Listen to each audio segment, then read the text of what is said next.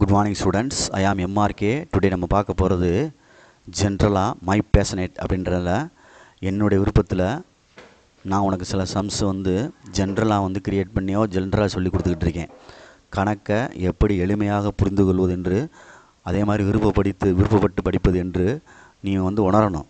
விருப்பப்பட்டு படிக்கிறது தான் மனசில் நிற்கும்.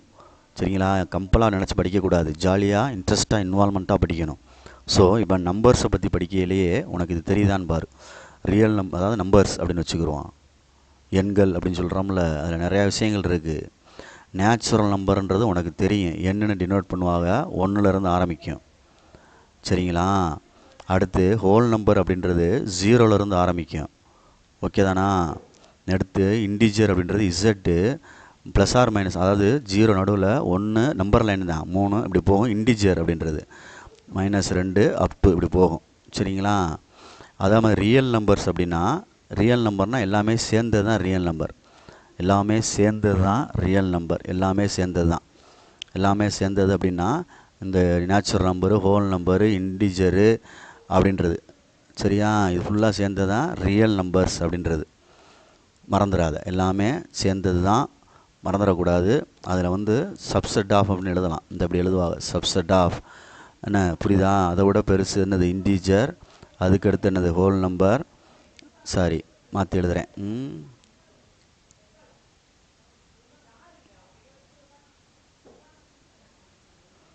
சர்க்கிள் போட்டு எழுதியிருப்பாங்க தெரியுமா, எதுக்குள்ளே எது இருக்குது அப்படின்ட்டு. நான் இருக்கா இல்லை? இப்படி போட்டுறியா? ஒரு சர்க்கிள்ன்றது ரியல் நம்பர்ஸ், அதில் என்ன சேர்ந்துருக்கும் இன்டிஜர்ஸ், அதுக்குள்ளே என்ன இருக்கும் ஹோல் நம்பர்ஸ், அதுக்குள்ளே என்ன இருக்கும் நேச்சுரல் நம்பர் அப்படின்னு இருக்கும். நான் இருக்கான்னு பார்த்துக்க. அதில் க்யூன்றது ரேஷனல் நம்பர். க்யூன்றது என்னது ரேஷனல் நம்பர், P/Q ஃபார்மில் இருக்கும். க்யூன்றது ≠0 அப்படின்னு அர்த்தம். சரியா? Q டேஷ் அப்படின்றது இர்ரேஷனல் நம்பர். ரியல் நம்பரில் இருந்து ரேஷனல் நம்பரை சப்ராக்ட் பண்ணிட்டா இர்ரேஷனல் நம்பர் கிடைக்கும். சரியா சொல்கிறது?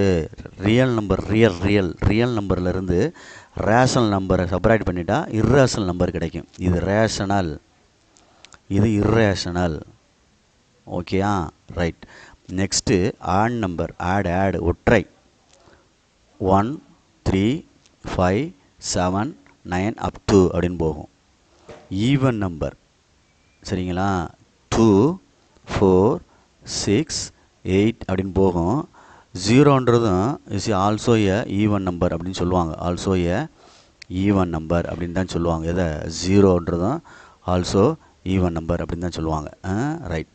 அடுத்து ப்ரைம் நம்பர். ஒன்றாலும் தன்னாலும் வகுபடக்கூடியது.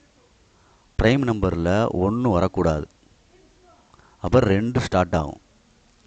3 வரலாம், 4 வராது, 5 வரும், 6 வராது, 7 வரும், 9 வராது. இதுதான் prime number. Next composite number. Prime நம்பர்ன்றது பகா எண், காம்போசிட் நம்பர்ன்றது பகு எண். காம்போசிட் நம்பர் ப்ரைம் நம்பரை தவிர. ஆனால் 1 வரக்கூடாது. 1 ப்ரைமும் கிடையாது, காம்போசிட்டும் கிடையாது. அடுத்து 2 இங்கே இருக்கனால ப்ரைமில் இருக்கனால காம்போசிட்டில் வராது. 3 ப்ரைமில் இருக்கனால காம்போசிட்டில் வராது. அப்போ ஸ்டார்டிங் எதில் வரும்? 4 6 8 9 10 இந்த மாதிரி நம்பர் தான் என்னது காம்போசிட் நம்பர். அப்போ காம்போசிட் நம்பர் ஸ்டார்ட் வித் என்னது 4. Prime number start with 2. Prime நம்பரில் ஒன்லி 1 ஈவன் நம்பர் இஸ் என்னது 2. புரியுதா சொல்கிறது? ஒரே ஒரு ப்ரைம் நம்பர் தான், சாரி ஒரே ஒரு ஈவன் ப்ரைம் நம்பர் என்னென்னா 2 அப்படின்றது கொஸ்டின். புரியுதா சொல்கிறது? நம்பர்ஸ்லேயே இவ்வளோ விஷயங்கள் நம்மள்ட்ட விளையாடுது பாரு. சரிங்களா? நம்பர் லைனில் இன்டிஜர் அப்படின்றது முழு எண் மட்டும். அந்த 0.1 0.2 0.3 அந்த மாதிரி டெசிமல் நம்பர்லாம் இருக்குல்ல, அதுதான் ரேஷனல் நம்பர். அதே மாதிரி நிதானமாக படிச்சுக்கிறணும். இந்த சர்க்கிள் போட்டு எழுதியிருக்கிறது. ஆட்னா என்ன, ஈவன்னா என்ன, ப்ரைம்னா என்ன, காம்போசிட்னா என்ன அப்படின்ட்டு தெரிஞ்சுக்கிறணும். ஓகேயா? குட். தேங்க்யூ. இது நம்பர்ஸை பற்றி நம்ம படித்தது.